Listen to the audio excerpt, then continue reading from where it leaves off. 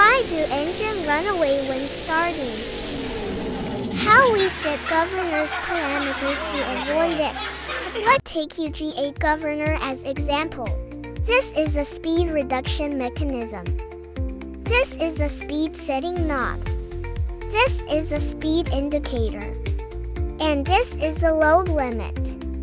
Here is a compensation needle valve.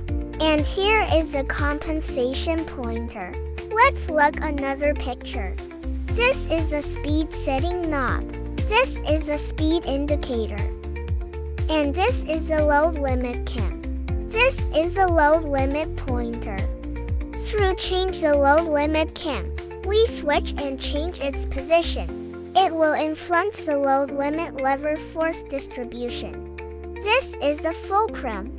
When we rotate the knob, it will limit the load limit lever.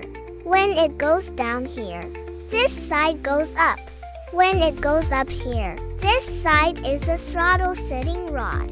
It will push down the throttle setting. The throttle setting guide valve plunger. But because the pilot valve plunger is here, it gives it a limit. It cannot move downwards or limit its movement range.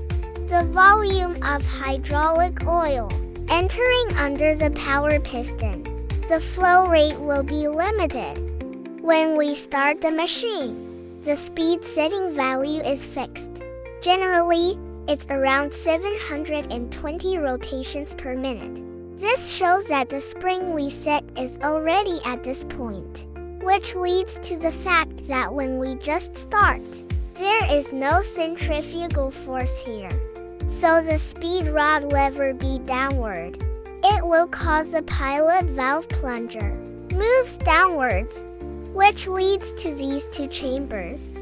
These two paths are connected. When we rotate the gerator pump, when the hydraulic oil comes in here, it will directly pass through here. It pushes the power piston upward. When the power piston moves upward, which leads to the fuel lever, the maximum oil supply. That's why when machine is runaway during start. This is determined by its design structure. So how to avoid it? We have two methods to avoid it. One is through the load limit cam. When you rotate it to the lowest position, it passes through the camshaft. When it is fully pressed to the bottom, so there is an upward force here. When you limit the throttle setting lever to go down, it also limits the speed.